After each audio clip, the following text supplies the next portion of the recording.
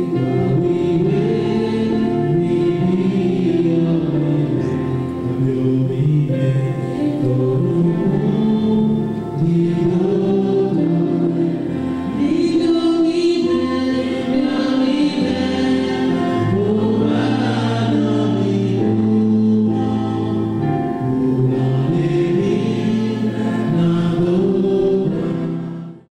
le livre de Zacharie, au chapitre 9, il est écrit: « Sois transportée d'allégresse, fille de Sion, pousse des cris de joie, fille de Jérusalem. Voici, ton roi vient à toi. Il est juste et victorieux. Il est humble et monté sur un âne, le petit d'une ânesse. » L'accomplissement de cette prophétie de Zacharie, relatée par l'évangile de Jésus-Christ, respectivement par Matthieu, au chapitre 21, du 1er verset au 17e, par Marc, au chapitre 11, du 1er verset au 10e, par Luc, au chapitre 19, du 29e verset au 40e, et par Jean, au chapitre 12, du 12e verset au 19e, constitue l'entrée triomphale de Jésus-Christ à Jérusalem, est le thème de la présente conférence biblique.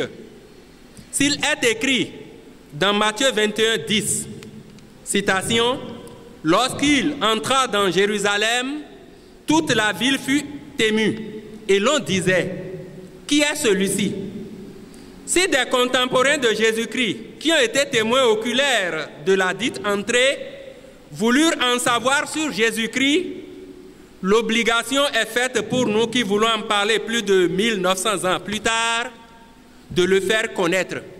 C'est pourquoi, en vue de traiter du thème, nous parlerons d'abord, en grand 1, de Jésus-Christ et sa mission salvatrice.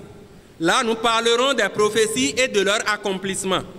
En grand 2, nous parlerons des causes et effets de l'entrée triomphale de Jésus-Christ à Jérusalem. En grand 3, nous parlerons du sens de l'événement pour le chrétien. Daigne le Seigneur nous soutenir dans cette entreprise. La mission salvatrice, Jésus-Christ et sa mission salvatrice. Avant sa venue en chair, selon le constat de Jean, au chapitre 1er, verset 14, le Seigneur l'Éternel, créateur de toutes choses, n'avait point caché son projet au serpent qui fit pécher le genre humain. Genèse 3, verset 15, citation. « Je mettrai inimitié entre toi et la femme, entre ta postérité et sa postérité. Celle-ci t'écrasera la tête et tu lui blesseras le talon. » Fin de citation. Dès lors, la volonté de Dieu de sauver l'humanité en perdition est claire. Dieu conçut son plan et le fit connaître à ses prophètes qui l'annoncèrent aux hommes afin que le Sauveur ne soit point confondu à un vil individu. C'est pourquoi sa conception et sa naissance sont particulières. Voir Ésaïe 7, verset 14, citation. « C'est pourquoi le Seigneur lui-même vous donnera un signe. Voici, la jeune fille deviendra enceinte, elle enfantera un fils et elle lui donnera le nom d'Emmanuel. » Par le même prophète, Dieu révéla qu'il sera un rejeton d'Isaïe, père du roi David. Confère Ésaïe chapitre 11, 1 et 2, où il est écrit ceci. « Puis un rameau sortira du tronc d'Isaïe, et un rejeton naîtra de ses racines.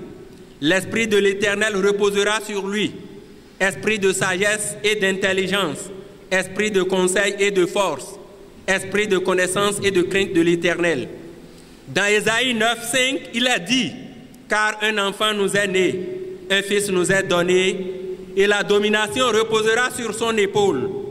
On l'appellera admirable, conseiller, Dieu tout-puissant, Père éternel, Prince de la paix. » Fin de citation. Ésaïe n'est pas le seul prophète ayant parlé de ses origines. Dans Jérémie 23, verset 5, il est écrit à son sujet. Voici les jours viennent, dit l'Éternel, où je susciterai à David un germe juste. Il régnera en roi et prospérera. Il pratiquera la justice et l'équité dans le pays. Fin de citation.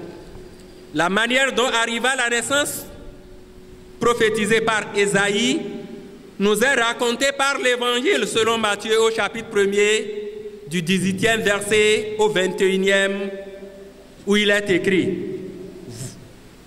citation, « Voici de quelle manière arriva la naissance de Jésus-Christ. Voici la manière dont arriva la naissance de Jésus-Christ.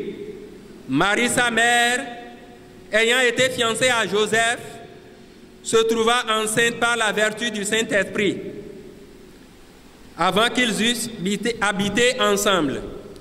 Joseph, son époux, qui était un homme de bien et qui ne voulait pas la diffamer, se proposa de rompre secrètement avec elle. Comme il y pensait, voici un ange du Seigneur lui apparut en songe et dit, « Joseph, fils de David, ne crains pas de prendre avec toi Marie ta femme, car l'enfant qu'elle a conçu vient du Saint-Esprit. Elle enfantera un fils et tu lui donneras le nom de Jésus. C'est lui qui sauvera son peuple de ses péchés. » Tout cela arriva afin que s'accomplisse ce que le Seigneur avait annoncé par le prophète.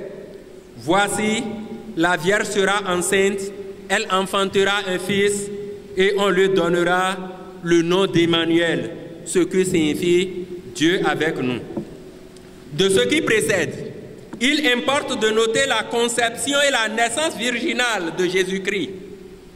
Confirmant l'origine divine de cette prédiction sur la venue au monde de cet enfant, Jean, quant à lui, nous dit à son sujet dans Jean 1 et 14, citation, « Au commencement était la parole, et la parole était avec Dieu, et la parole était Dieu, et la parole a été faite chair, et elle a habité parmi nous, pleine de grâce et de vérité, et nous avons contemplé sa gloire, une gloire comme la gloire d'un Fils unique venu du Père. » Fin de citation. Dans Jean 1, 29, Jean-Baptiste, son précurseur, dit qu'il est l'agneau de Dieu qui ôte le péché du monde. Par nature humaine donc, il est de la postérité de David et est de Dieu. Est Dieu, car son nom est Emmanuel, Dieu avec nous. Est né à Bethléem, conformément à la prophétie de Michée, chapitre 5, verset 1er, citation. « Et toi, Bethléem, Ephrata, petite d'entre les milliers de Juda, de toi sortira pour moi celui qui dominera sur Israël et dont l'origine remonte aux temps anciens, au jour de l'éternité. » Fin de citation. C'est la prophétie de Michée qui permit aux sacrificateurs, c'est-à-dire ceux qui offrent le sacrifice perpétuel sur les autels de Dieu, et aux scribes qui sont des enseignants de la Torah, de la loi de Dieu, dans Matthieu 2, 1 à 6, de renseigner le roi Hérode sur le lieu où devait naître l'enfant roi des Juifs.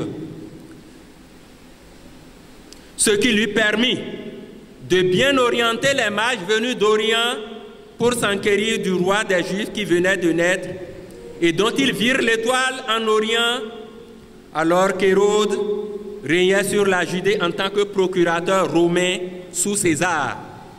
C'est l'enfant-là. Il est bel et bien notre Seigneur Jésus-Christ, dont nous ne pouvons passer sous silence les caractéristiques et la mission en vue de le faire mieux connaître. Nous l'avions dit plus haut, Dieu lui-même fit savoir qu'il y aura. Dieu lui-même fit savoir qu'il y aura une inimitié entre le séducteur, le menteur et la femme, entre sa postérité et celle de la femme. C'est qu'il n'y aura aucune entente entre Jésus-Christ et le malin ou sa postérité, comme ce fut entre Ève et lui pour désobéir à Dieu. Mais il sera fidèle à Dieu. C'est ce qui est écrit dans Ésaïe 11, verset 5, citation. « La justice sera la ceinture de ses flancs et la fidélité la ceinture de ses reins. Fin de citation. Au verset 2 du même chapitre, c'est-à-dire le chapitre 11, il est écrit, citation, « L'Esprit de l'Éternel reposera sur lui, esprit de sagesse et d'intelligence, esprit de conseil et de force, esprit de connaissance et de crainte de l'Éternel. » Fin de citation. Remarquons qu'il est dit « esprit de sagesse ». Et lorsque la sagesse même parle par la bouche de Salomon, dans Proverbe 8, versets 22 à 30, elle déclare, citation, « L'Éternel m'a créé la première de ses œuvres, avant ses œuvres les plus anciennes. J'ai été établi depuis l'éternité, dès le commencement, avant l'origine de la terre. Je fus établi depuis l'éternité. Je fus enfanté avant qu'il n'y ait... Je fus enfanté quand il n'y avait point d'abîme, avant que les montagnes soient affermies, avant que les collines existent. Je fus enfanté. Il n'avait encore fait ni la terre, ni les campagnes, ni le premier atome de la poussière du monde. Lorsqu'il disposa les cieux, j'étais là. Lorsqu'il traça un cercle à la surface de l'abîme, lorsqu'il fixa les nuages en haut et que les sources de l'abîme jaillirent avec force, lorsqu'il donne une limite à la mer pour que les eaux n'en franchissent point les bords, lorsqu'il posa les fondements de la terre, j'étais à l'œuvre près de lui et je faisais tous les jours ses délices, jouant sans cesse en sa présence. Fin de citation. Il importe de souligner que, grâce à cet esprit de l'Éternel qui repose sur lui, il apporte la lumière dans ce monde de ténèbres.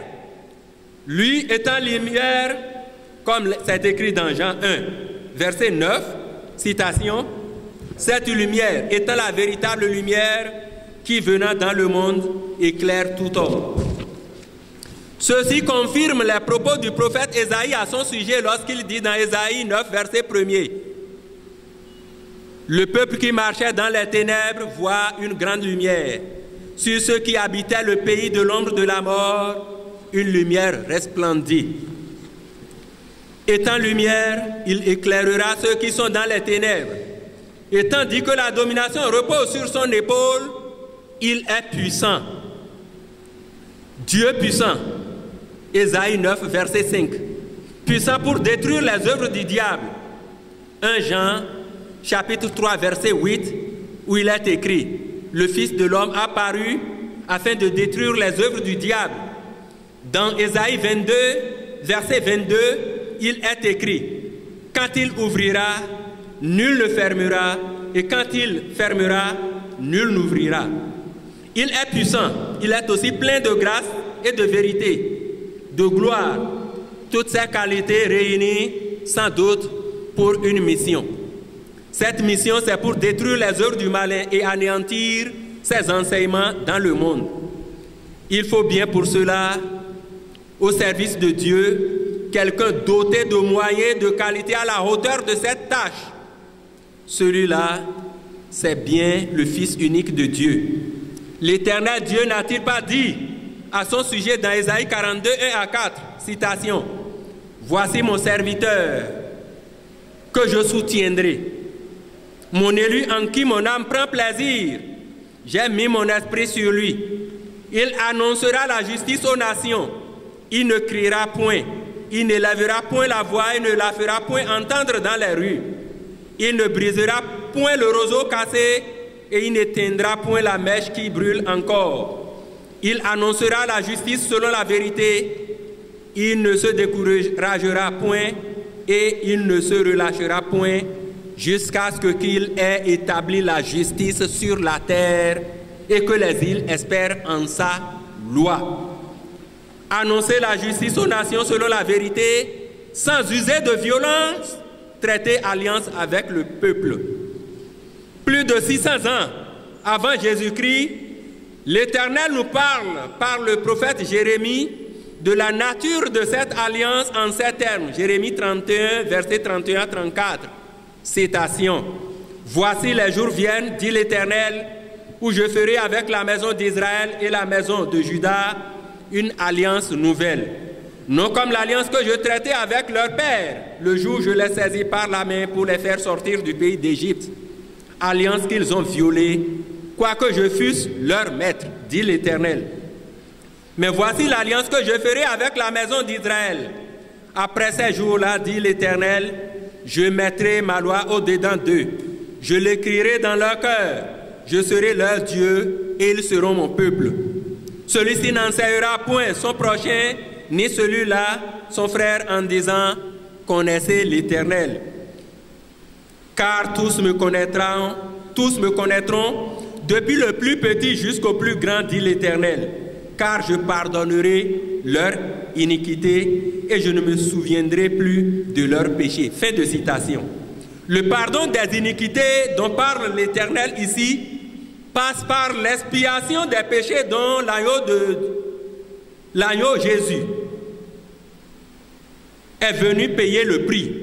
Mais avant d'en arriver à cela, commençons par relever quelques événements qui ont montré qu'il est vraiment le Sauveur et qui sont les causes de son entrée éclatante, prodigieuse, époustouflante, honorifique, triomphale à Jérusalem. Les causes.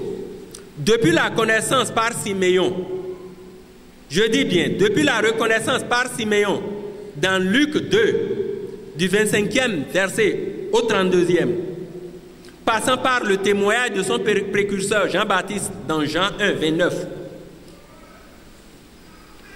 pour aller à la résurrection de Lazare, dans Jean 11, 43 à 45, beaucoup de choses témoignent que Jésus-Christ est effectivement le Sauveur. Matthieu rapporte au sujet de Jésus-Christ dans son livre au chapitre 3, verset 16-17, que dès que Jésus était baptisé, il sortit de l'eau et voici les cieux s'ouvrir et il vit l'Esprit de Dieu descendre comme une colombe et venir sur lui. Et voici, une voix fit entendre des cieux ces paroles. Celui-ci est mon Fils bien-aimé en qui j'ai mis toute mon affection. Cet extrait est un témoignage de Dieu lui-même à l'endroit de Jésus-Christ qu'il a envoyé sauver le monde, dont beaucoup de prophètes ont parlé. Ceci permit à Jean, qui l'a baptisé, de témoigner non seulement qu'il est l'agneau de Dieu qui ôte le péché du monde, mais aussi de le faire connaître à ceux qu'il est venu sauver. Jean 1, 32 à 37. Jean rendit ce témoignage en citation. J'ai vu l'Esprit descendre du ciel comme une colombe et venir s'arrêter sur lui. Je ne le connaissais pas, mais celui qui m'a envoyé baptiser d'eau, celui-là m'a dit, celui sur qui tu verras l'Esprit descendre et s'arrêter, c'est celui qui baptise du Saint-Esprit. Et j'ai vu et j'ai rendu témoignage qu'il est le Fils de Dieu. Le lendemain encore, Jean était là, quand, ayant regardé Jésus qui passait, il dit, voici l'agneau de Dieu. Les disciples qui l'entendirent prononcer ces paroles suivirent Jésus. C'est lui le Sauveur. Jean-Baptiste renchérit plus loin dans Jean 3, 28 et 30. Vous-même, vous m'êtes témoin que j'ai dit, je ne suis pas le Christ, mais j'ai été envoyé devant lui. Il faut qu'il croisse et que je diminue. Fin de citation. À une autre occasion, dans Marc 9, 2 et 7, Dieu confirme que Jésus-Christ est son Fils et recommande de l'écouter. Nous citons, 6 jours après, Jésus prit avec lui Jean, Pierre, Jacques et Jean, et il les conduit seuls à l'écart sur une haute montagne. Il fut transfiguré devant eux. Une nuée vint les couvrir, et de la nuée sortit une voix. Celui-ci est mon Fils bien-aimé, écoutez-le. Selon ses propres propos, devant Pilate, dans Jean 18, 37, il dit, je suis né et je suis venu dans le monde pour rendre témoignage à la vérité. Quiconque est de la vérité écoute ma voix. Fin de citation. Au sujet de son enseignement, Jésus déclare dans Jean 12, 44 et 50, « Celui qui croit en moi, croit non pas en moi, mais en celui qui m'a envoyé. Car je n'ai point parlé de moi-même, mais le Père qui m'a envoyé m'a prescrit lui-même ce que je dois dire et annoncer. Et je sais que son commandement est la vie éternelle. C'est pourquoi les choses que je dis, je les dis comme le Père me les a dites. » Plus loin, Jésus-Christ précise dans Jean 14, verset 10, citation, « Les paroles que je vous dis, je ne les dis pas de moi-même, et le Père qui demeure en moi, c'est lui qui fait les œuvres. » Les paroles et les œuvres de Jésus-Christ ont fait et fidélisé des disciples. C'est ce qu'il faut comprendre à travers la déclaration de Pierre dans Jean 6, verset 68, où il est écrit, Simon-Pierre lui dit, « Seigneur, à qui irions-nous? Tu as les paroles de la vie éternelle, et nous avons cru, et nous avons connu que tu es le Christ, le Saint de Dieu. » Fin de citation.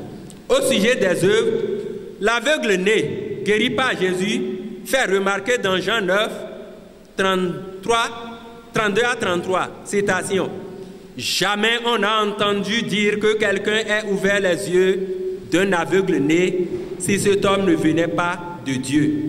Il ne pouvait rien faire. » Fin de citation.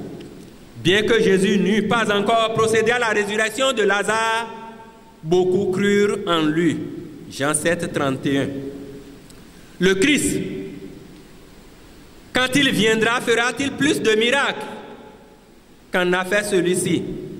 Au verset 40 du même chapitre 7, il est écrit, « Ces gens de la foule ayant entendu ces paroles disaient, « Celui-ci est vraiment le prophète. » L'objectif de Jésus étant de faire connaître, de faire voir la gloire de Dieu sur la terre à ceux qui croient, comme il l'a dit à Marc dans Jean 11, 40, avant de ressusciter Lazare, il disait, « Ne t'ai-je pas dit que si tu crois, tu verras la gloire de Dieu ?» Fin de citation.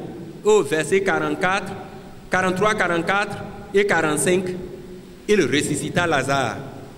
Tous ceux qui ont cru en lui et ceux qui ont appris qu'il avait fait beaucoup de miracles et ressuscité aussi Lazare et qui ont appris qu'il montait à Jérusalem allèrent au-devant de lui. Les Saintes Écritures relatent dans Jean 12, 1 à 12 et au verset 15 que 6 jours avant la Pâque, Jésus arriva à Béthanie où était Lazare qu'il avait ressuscité. Le lendemain, une foule nombreuse de gens venus à la fête, ayant entendu dire que Jésus se rendait à Jérusalem, prirent des branches de palmier et allèrent au-devant de lui en criant « Hosanna !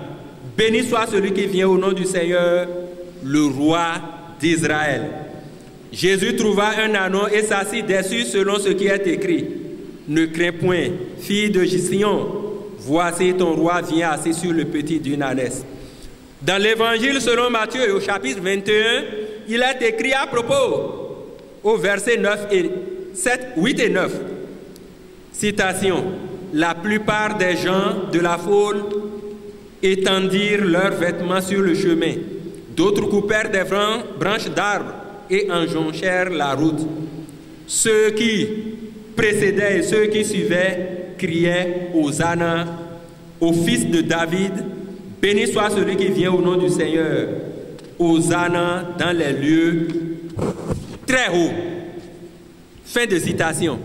Cette entrée de Jésus-Christ dans Jérusalem, marquée de cris d'Hosanna, est la manifestation publique d'une part de la reconnaissance du Seigneur, Sauveur sur terre, et d'autre part de l'expression publique de la soif du salut du monde en perdition. Toutefois, tous ne crurent pas en lui, malgré l'émotion de toute la ville qui devrait les pousser tous à l'adhésion. C'est la jalousie et le mépris qui sont les effets notés au niveau de certains. Lire Luc 19, verset 39, citation. « Quelques pharisiens du milieu de la foule dirent à Jésus, « Maître, reprends tes disciples. » D'ailleurs, quand ils apprirent la résurrection de Lazare, ils furent mécontents, comme en témoigne leur réaction dans Jean 11, 47-48. Citation. Alors, les principaux sacrificateurs et les pharisiens assemblèrent le Sanhédrin et dirent, « Que ferons-nous? Car cet homme fait beaucoup de miracles. Si nous le laissons faire, tous croiront en lui. » Fin de citation. Les hostilités des leaders des Juifs et des pharisiens qui cherchaient non seulement une occasion de lapider Jésus ou même de le faire mourir, s'aiguisèrent parce que, connaissant la proclamation de Dieu, dans Matthieu 3, 17, dans Jean 10, 33, 34 et 36, et dans Jean 5, 19 à son sujet.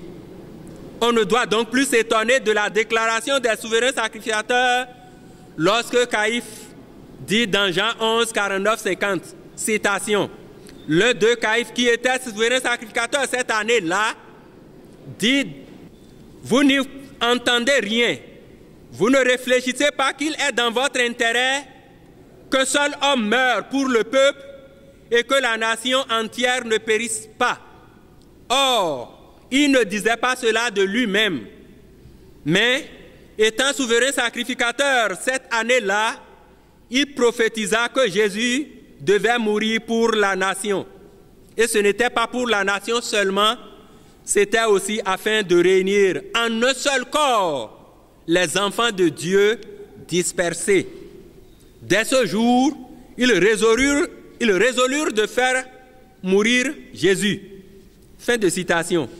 Le salut tant recherché par la foule qui scandait Hosanna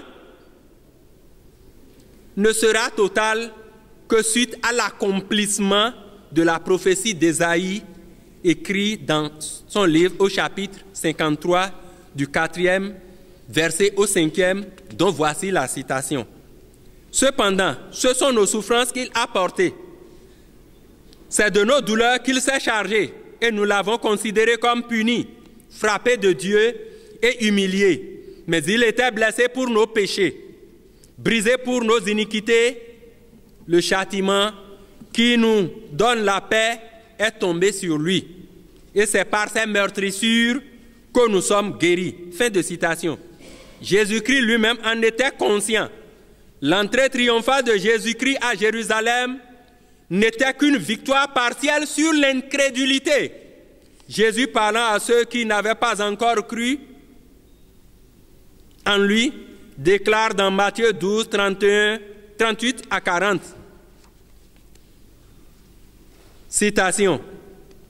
Quelques-uns des scribes et des pharisiens prirent la parole et dirent, « Maître, nous voudrions te voir faire un miracle. » Il leur répondit, « Une génération méchante et adultère demande un miracle. Il ne lui sera donné d'autre miracle que celui du prophète Jonas, car de même que Jonas fut 3 jours et 3 nuits dans le ventre d'un grand poisson, de même, le Fils de l'homme sera 3 jours et 3 nuits dans le sein de la terre. » Fin de citation. Le pardon des iniquités dont l'Éternel a parlé dans Jérémie 31, 34, que nous avions cité plus haut au cours de notre exposé, passe par l'expiation des péchés. N'est-il pas écrit dans Hébreux 9, verset 22? Et presque tout, d'après la loi, est purifié par le sang. Et sans effusion de sang, il n'y a pas de pardon. Conformément aux prescriptions dans Lévitique 16, verset 14 et Nombre 19, verset 4. Christ sait que le sang des taureaux et des boucs était incapable d'ôter les péchés, puisque leur souvenir était renouvelé chaque année. Hébreux 10, verset 3 à 4 l'a déclaré. Dans Hébreux 10, verset 9, il dit, « Je viens pour faire ta volonté. » Il allait ainsi abolir la première chose pour établir la seconde. Ésaïe, le plus grand des prophètes de l'Ancien Testament, a annoncé d'avance que c'est par sa mort sur la montagne, c'est-à-dire à Golgotha, le lieu de crâne, que le voile qui nous séparait de Dieu sera anéanti et le salaire du péché, qu'est la mort, anéanti lui aussi pour toujours. Ésaïe 25, verset 7-8 dit, « Et sur cette montagne, il anéantit le voile qui voile tous les peuples, la couverture qui couvre les nations. Il anéantit la mort pour toujours. Le Seigneur l'Éternel est sur les larmes de tous les visages. Il fait disparaître de toute la terre l'opprobre de son peuple, car l'Éternel a parlé. » Fin de citation. La victoire sur la mort parce qu'il n'y avait pas de péché en lui. Le roi David, animé par le Saint-Esprit, l'avait très bien longtemps annoncé dans Psaume 10, verset 16, en ces termes. Citation.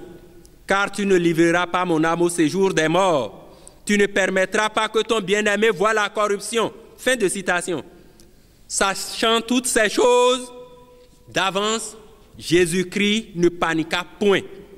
Même lorsqu'il sut que les principaux sacrificateurs et les pharisiens avaient ordonné que si quelqu'un savait où il était, il le déclara afin qu'on se saisisse de lui.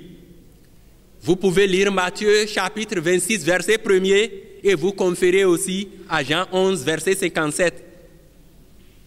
Sachant tout cela, il se retira et priait constamment son Père en ces termes.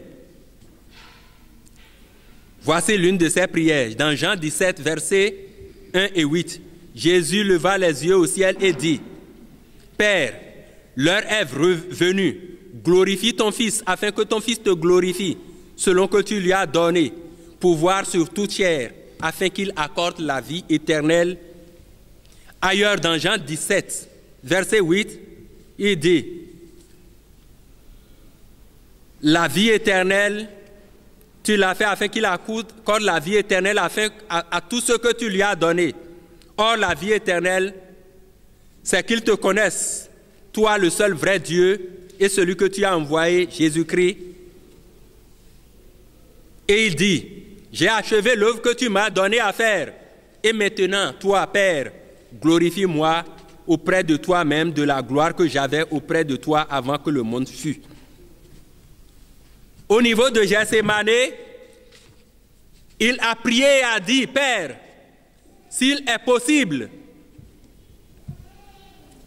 que cette coupe s'éloigne de moi, non pas ma volonté, mais ta volonté. » Jésus-Christ cherchait donc constamment la volonté de son Père. Et lorsque Pierre emporta l'oreille de Malchus, il dit, « Penses-tu, dans Matthieu 26, 53, 54, penses-tu que je ne puisse pas invoquer mon Père qui me donnerait à l'instant plus de 12 légions d'anges? Comment s'accompliraient donc les Écritures d'après lesquelles il doit en être ainsi? » De tout cela, Jésus-Christ menteux ne paniqua point et il accepta une marche vers la glorification, puisque dans Philippiens 2, 1 à 11, il est écrit qu'il s'est dépouillé lui-même en prenant une forme de serviteur, en devenant semblable aux hommes. Et ayant paru comme un simple homme, il s'est humilié lui-même, se rendant obéissant jusqu'à la mort, même jusqu'à la mort de la croix.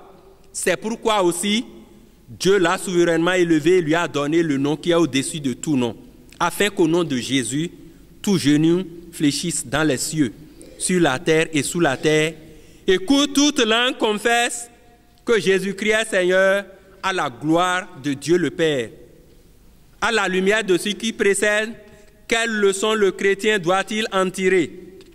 L'amour de Dieu pour l'humanité s'est traduit par l'envoi du Fils de Dieu, qui a fait son œuvre, nous laissant l'exemple de l'imiter. Et Paul a dit dans 1 Corinthiens 11, « Soyez mes imitateurs comme je le suis moi-même de Jésus-Christ. » Jésus-Christ nous donne donc l'exemple de marcher dans ses traces. Et il n'est pas surprenant de lire dans le livre de l'Apocalypse au chapitre 2 qu'il y a des couronnes des récompenses à l'endroit des vainqueurs. Dans Apocalypse 2, versets 7, 11 et 26, vous lirez les récompenses. En conclusion, nous dirons, au total, l'entrée triomphale de Jésus-Christ à Jérusalem constitue la reconnaissance et l'acceptation du Sauveur Jésus-Christ, comme en témoignent les Hosanna scandés, Hosanna qui signifie sauve. C'est donc une victoire de la lumière qu'est Jésus sur les ténèbres, de la vérité qu'est Jésus sur le mensonge, du Rédempteur Jésus-Christ sur le plan de perdition voulu par le malin aux hommes, car le corollaire de cette entrée triomphale est l'occasion d'aller faire le sacrifice expiatoire ultime permettant de racheter par son sang qu'il versa sur la croix l'humanité et d'en faire un royaume et des sacrificateurs pour notre Dieu, et ils régneront sur la terre. Cela est bien écrit dans Apocalypse 5, verset 10. Efforçons-nous donc de ressembler à notre Seigneur Jésus-Christ afin de gagner des âmes pour Dieu. Ressuscité pour notre justification, il nous a ordonné, après sa résurrection, qui est la victoire sur la mort, confère Romains 6, verset 9, d'aller faire de toutes les nations des disciples, les partisans au nom du Père, du Fils et du Saint-Esprit. Dans Matthieu 28, verset 19-20. Je vous remercie.